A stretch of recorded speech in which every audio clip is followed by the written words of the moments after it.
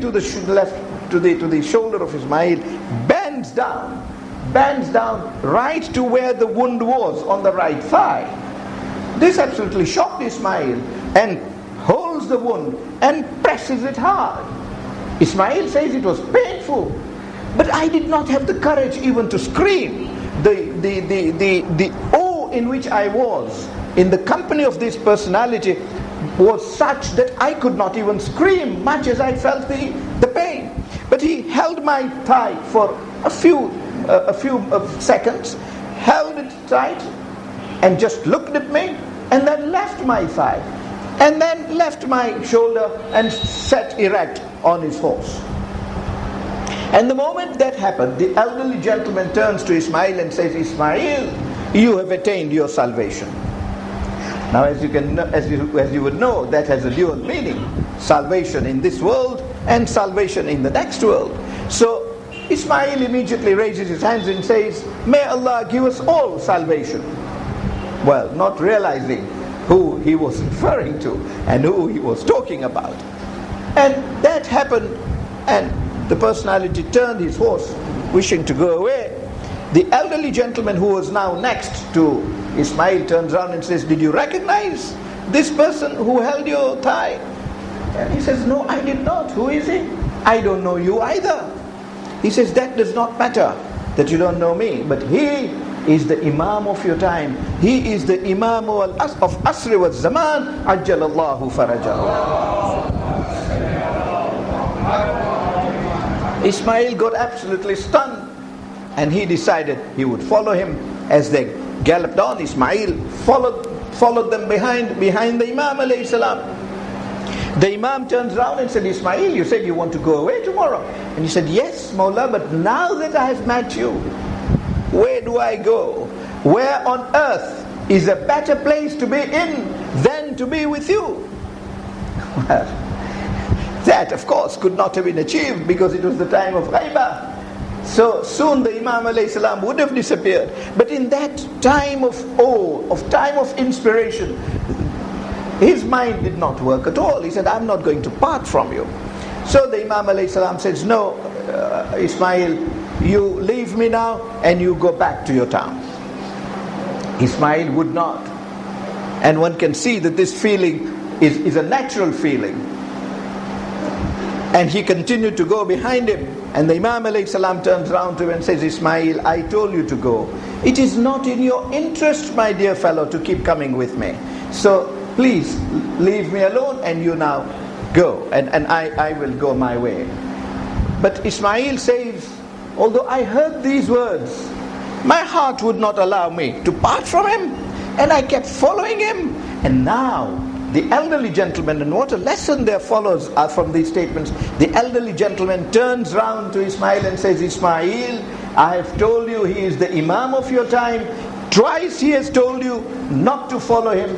Twice he has told you to go away, and you continue to disobey him. Ismail said, I was shuddered. So I stopped. I just paused where I was, stopped. And soon they disappeared. And they went out of my sight altogether. Ismail says he didn't know what to do next. But before we complete the story, one or two matters of great interest there. He certainly cured Ismail the way he did. But that introduction that Ismail got was so timely for him, because Ismail says that when he got that introduction, the Imam alayhi salam was still close by, so he was able to move on and kiss his feet. At least that much he did. That was a consolation to him. But that feeling that you get of not wishing to part from the Imam alayhi salam is a feeling we can also nurture spiritually once we come into spiritual contact with him. I hope that on Saturday night we will discuss, or on Sunday night perhaps, according to our agenda, was it not? Sunday night we will discuss those supplications, those du'as that bring us in constant touch with the Imam alayhi salam. And those who recite those supplications regularly will tell you that those supplications also bring about the kind of atmosphere spiritually within us that we do not want to part with them at all. And those who recite them every Fajr will not leave their homes until they have recited those du'as, because they are not at peace with themselves unless those du'as are recited. And a fresh bay'ah is made, a fresh allegiance is renewed every dawn to the Imam alayhi salam. But then we do things out of our love for Imams alayhi salam, particularly Imam Hussein alayhi salam. We do things sometimes which are improper in our religion, and we are told that we must not do certain things. For example, making sajda without niyyah of sajda of ihtiram is different. Yes, that may be proper, but the correct niyyah must be there all the time. Do we fulfill that? Those salient words, the Imam alayhi salam has forbidden you to do this. Will you continue out of your so-called love for the Imam alayhi salam to do that which is tantamount to disobedience to him? Hence a word of caution for us, that in our exuberance we must ensure that we do not do that which displeases him, because the rule under which we operate is that we do that which pleases the Ahlul Bayt, and we refrain for everything that displeases them. That, the Imams alayhi salam have said, is the true test of our affection for them, for our fellowship with them. Harkali says he didn't know what to do next, so he thought the best thing was to go back to the haram. Again, I'll cut a long story short, and when he got there, he met the attendants, and the attendants said, "You were not well yesterday, you look so well today, you look so happy. What happened?" And he, out of his exuberance, says, "Would I not be happy? I have just met the Imam of my time."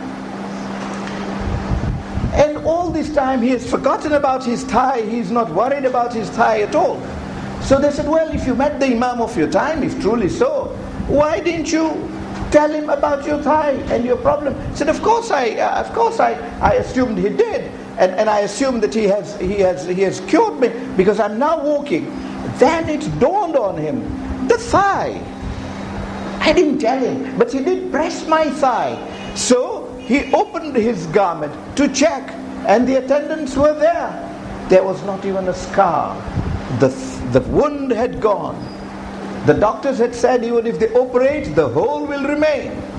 No hole there, not even a scar. There was just smooth skin where the wound was supposed to be. Harkali says, I could not believe my eyes. I then wondered, was it the right thigh on which I had the wound? Or was it the left? So I opened up the garment on the left thigh to check whether the left thigh had the wound. The left thigh did not have a wound either. The attendants immediately realized that the Imam had cured him, and indeed the word went round. His garment began to be torn, because that is the custom, as you must have seen in the various shrines. When a mu'jiza like that takes place in the shrine, those who are in the haram tend to pull away the clothes the person is wearing, saying, "These are the clothes in which you met the Imam alayhi salam." So these clothes now have barakah, because they have come into contact with the sinless, pure personality. And indeed he had to be rushed away from the shrine. Ultimately he decided he would go back to Baghdad, but the word had reached Baghdad, and there were people waiting for him, that the moment he comes, they should meet him and tear his garment again, entirely for fadila. Ultimately he manages to get to Sayyid ibn Ta'us, and Sayyid ibn Ta'us beats him and decides he would take him to the minister of the Khalif, Mustansir. He was the Khalif at the time. What I omitted to say earlier on was that when the Imam alayhi salam turned round to him the second time, he also said to him that when you go back to Baghdad, the Khalifa will want to give you 1,000 ashrafis. Ashrafis are the gold coins of the time. He'll want to give you 1,000 ashrafis, 1,000 gold coins. Do not accept from him even a single gold coin. Do not receive from him, in fact, any money at all. Salient words for us to remember. How painful it is to the Imam alayhi salam that one of his followers should receive even a penny, even a rupee from a tyrant usurping their authority. He says, don't receive any money from him at all. And of course you need money. Go to my son, Sayyid ibn Tawus.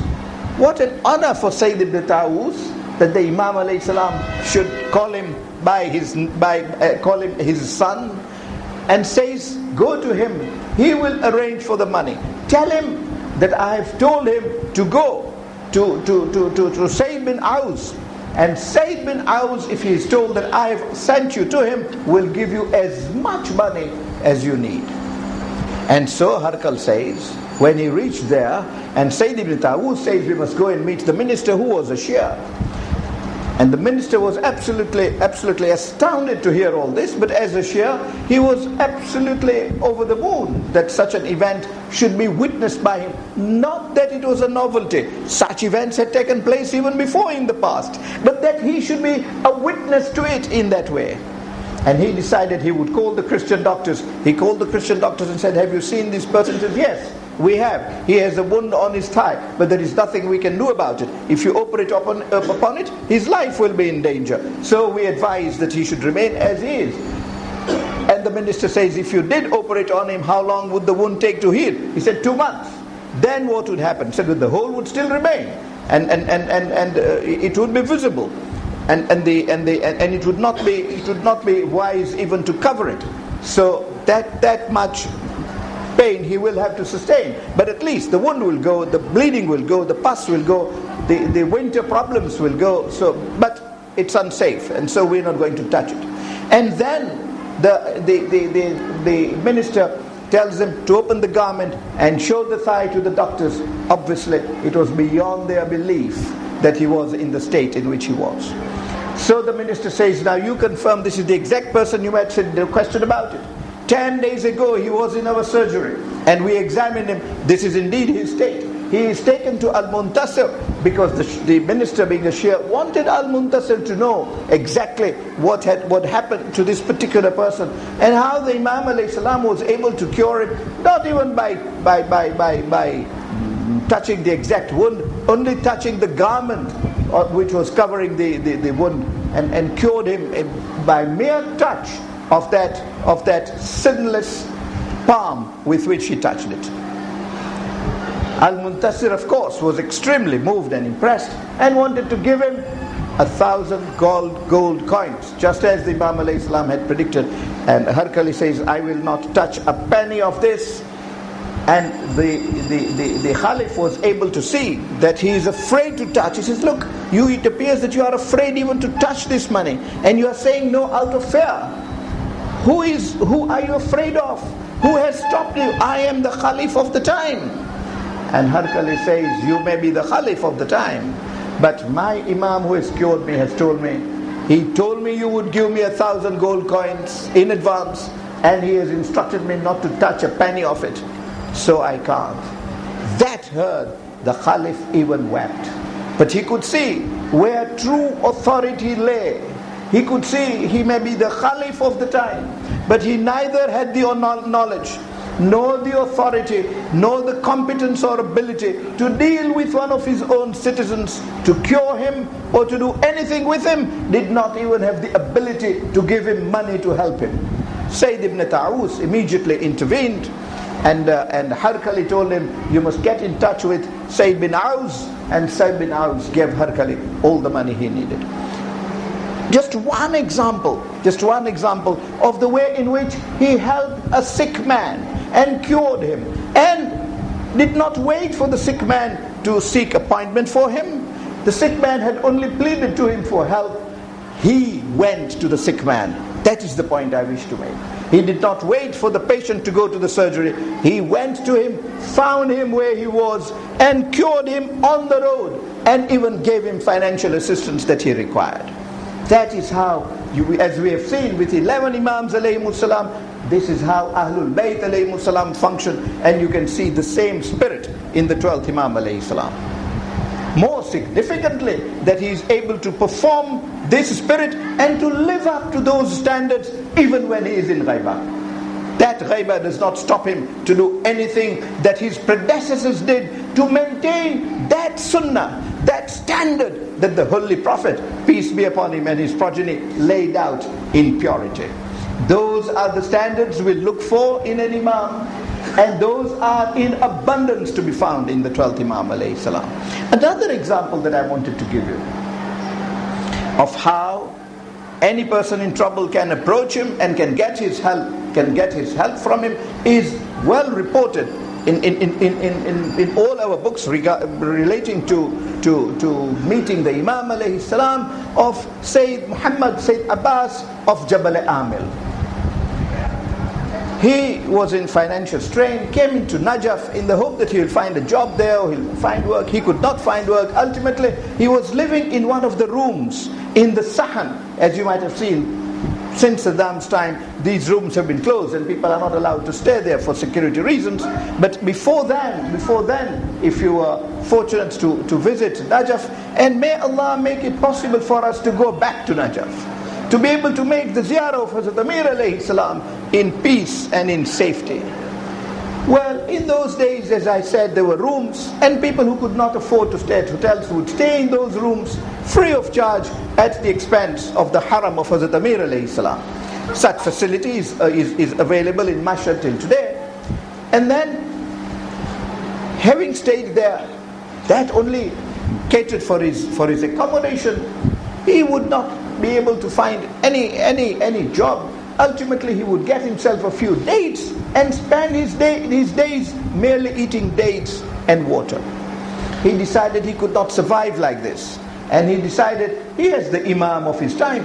That is our greatest solace when we are in problem, to be able to say, I have my Imam of my time, I am not without a person to help me, and immediately to seek help from him. That is a duty, if we truly regard him as an Imam.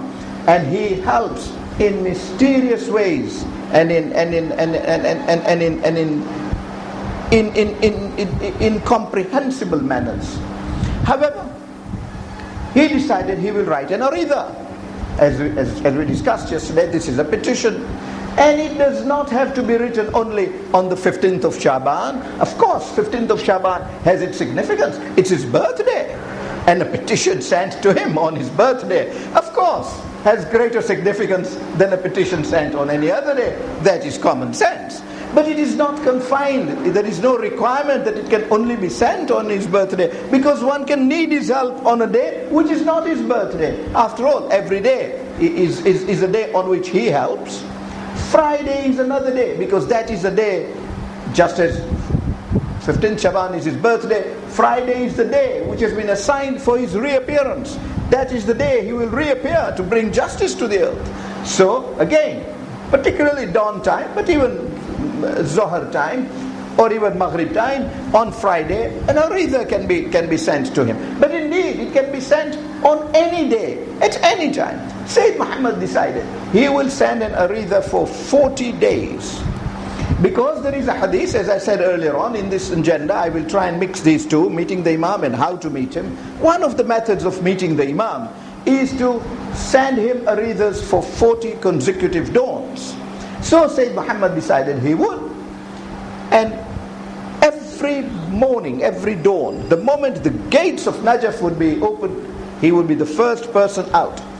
And when there was nobody else seeing him, he would go to the shore and deposit the arida in the Tigris and get back to Najaf.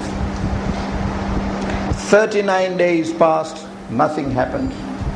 On the 39th day, he has deposited his arida and is now coming back to Najaf. He has not entered the gates of Najaf for the first time in the 39 days. He had not experienced this before. He hears some steps of a person walking behind him. He had never seen a man walk at that time, at that place, for the 39 days.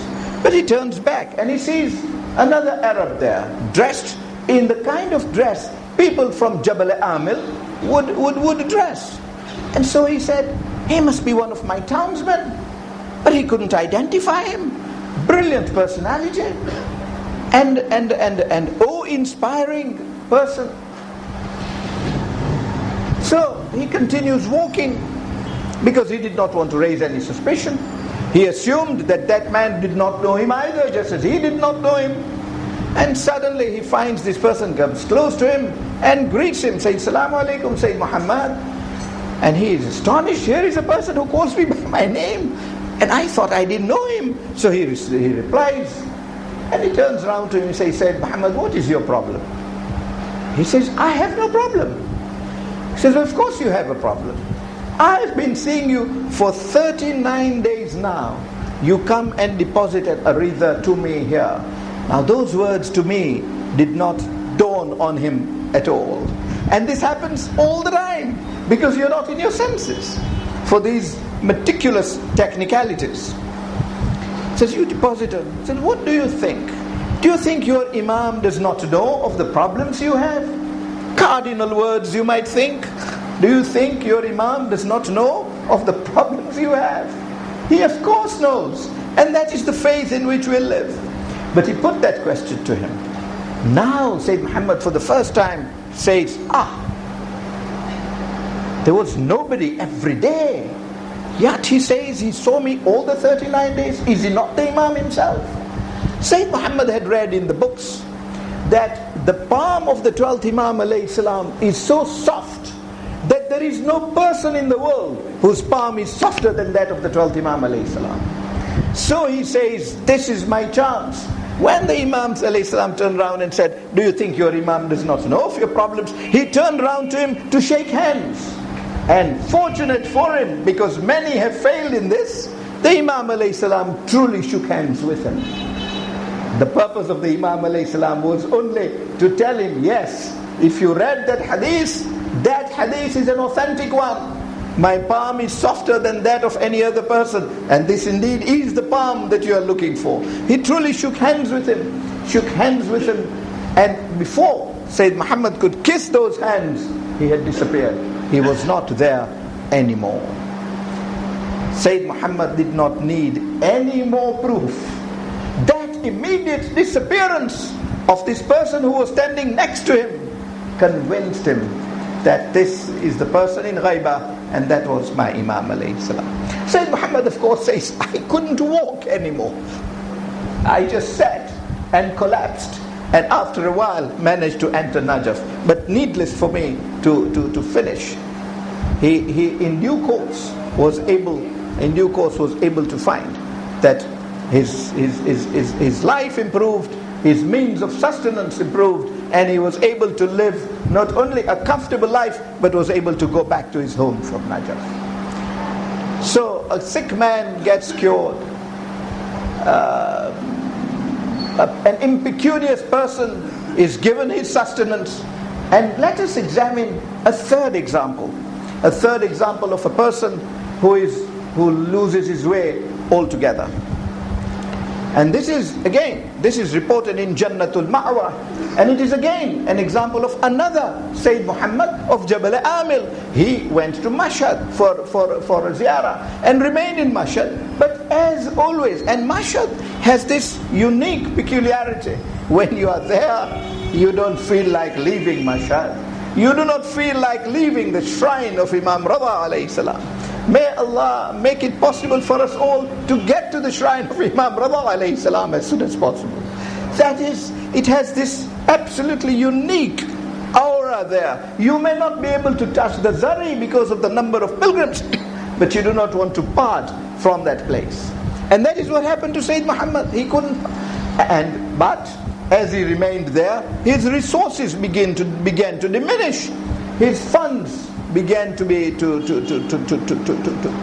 diminish to the extent that he became afraid that he might finish his funds before winter comes in. And then he said, if winter comes in and I do not have funds, I will die in this place. So he started looking for caravans to take him home, but every time he would miss the caravan. Either it had already left, or he wants to join, he gets there and it has already gone. He loses, or there is no place. He couldn't get it. So one day he decided that if I continue like this, with my resources repleted in this way, I will get into severe financial strains. So I must go.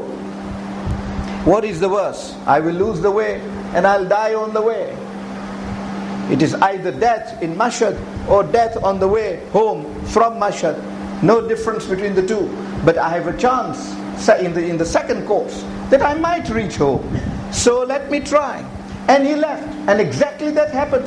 The caravan had already left. And he followed them. He could not trace them. And he lost his way. He lost his way and was now in total confusion. He did not know how to deal with his matter any further. But he was thirsty, he was exhausted.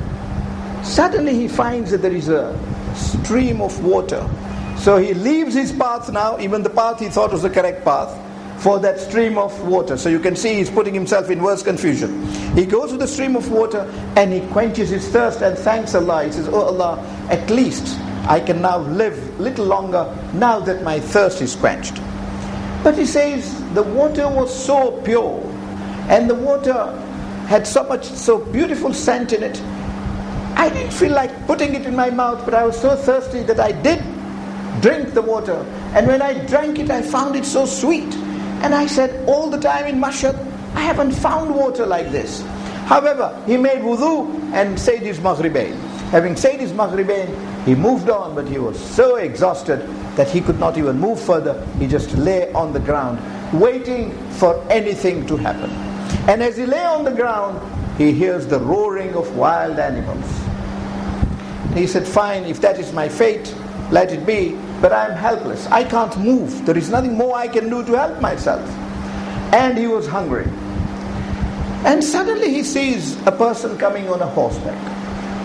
When he sees this horseman, he says to himself, now I'm definitely gone.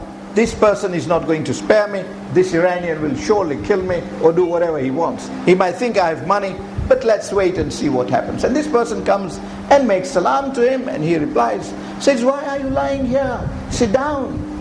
He says, I couldn't sit. I could not have sat. I didn't have the strength to sit. But when he said sit down, I did sit. And he said, well, tell me your story. And I told him my complete story. He says, why are you worried?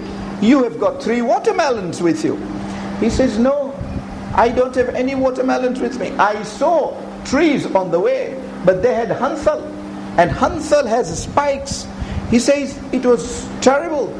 I could not, because of the spikes, I could not pluck them. But I did manage to pluck one. Even that one that I did manage to pluck was so sour that although I was so hungry, I could not eat it because it was just not eatable. So I threw it away. I don't have watermelons. So this personality smiles and says, you don't have watermelons? Turn back and see what you have. He says, when I turned back, I saw a watermelon tree. And he said, you have 3 watermelons. Indeed, there were 3 watermelons hanging there.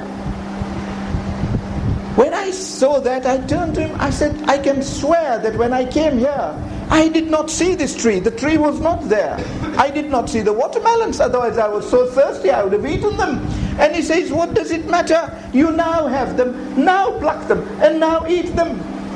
And he says, thank you very much. But then how do I go home? He says, it's quite easy. You are not lost. You are in no state of peril. Look, eat your 1 watermelon now and take this path. Take the straight path. What golden words. Sirat al-Mustaqim. That is the sirat he knows. That is the sirat he teaches. He says, take the straight path and you will come to a place where you will see a black tent. People in the black tent might suspect you, but stay with them. They will reach you to your home. And do not have any fear. Do not be in this state of peril. But hungry as you are, do not eat more than 1 watermelon now. Now eat 1 so that you get the strength to move on. At dawn, split the second one. Only eat half of it for breakfast and eat half of it for lunch at noon. By Maghrib, you will reach the black tent. But you must save the 3rd watermelon, because it is the 3rd watermelon that you will find will be of great help to you. So he says, I wanted to thank him for the watermelons. So I went to pluck the 3 watermelons. When I plucked the 3 watermelons and I come back, this personality was not there at all.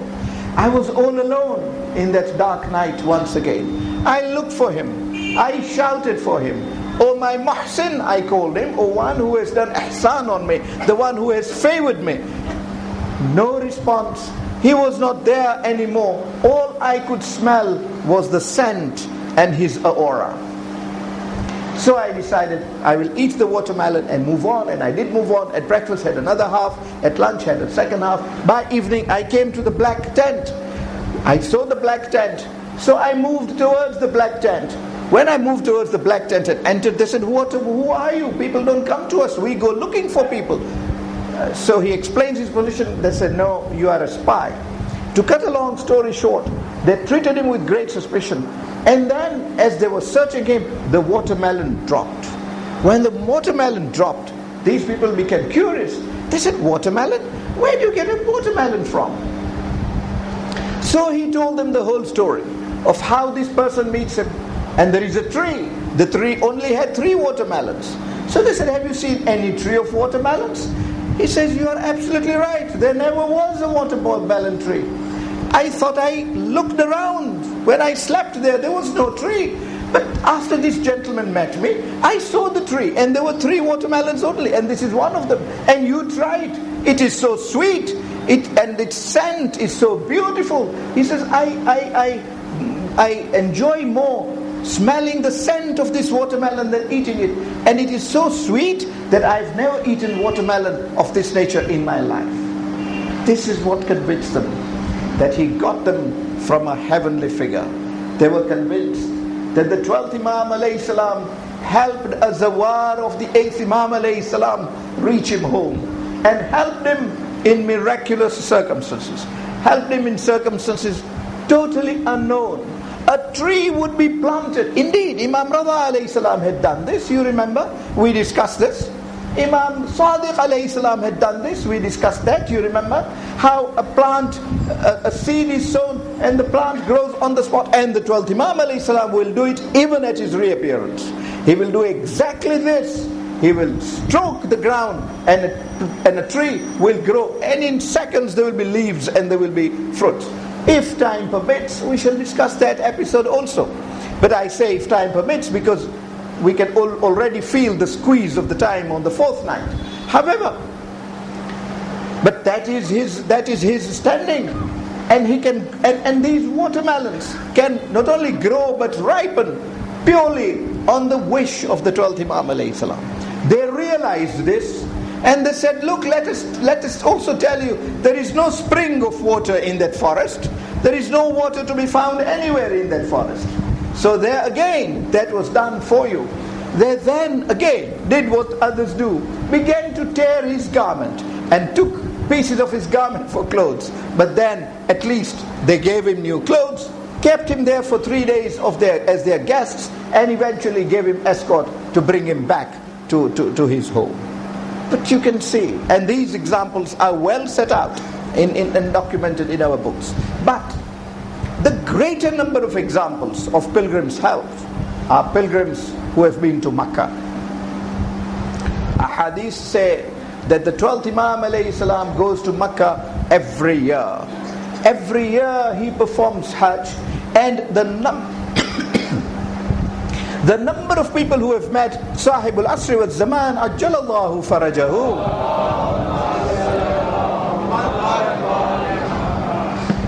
in Hajj is numerous. Our books are full of examples of people who say they met him in Hajj. Didn't I last night cite the example of that gentleman from Madain who meets him in Arafah? Numerous examples. Very lately is an example of the sister of Ayatollah Araki, having met him and seen him and done tawaf with him in Mecca. He is there every year beyond question. There is even a hadith that some of us become fortunate to see him. Some of us become fortunate to meet him in tawaf. He greets us. We don't recognize him. We are fortunate to return his salam, because even that is a great honor. If we get time tomorrow night, I do not promise this, there are those whom he has even given a rose in the course of a tawaf. And people have been startled to find the rose with a scent that they've never seen before. So he is always there. and he always helps people who get stranded on their way back from Makkah. This does not happen much these days because of the means of communication. But in the past, it happened most of the time. And the leading number of examples, I'm picking only one, and there will not be an opportunity to give you another one, and therefore I've picked a leading one that has been set out in Biharul Anwar. Sayyid Muhammad Baqir Majlisi, rahmatullah alayh, says that he is reporting this incident on the strength of what he got from his father, Sayyid Muhammad Taqi al-Majlisi, rahmatullah alayh. He says, my father tells me that he got the news that Sayyid Amir Ishaq Istribadi had been to Hajj, and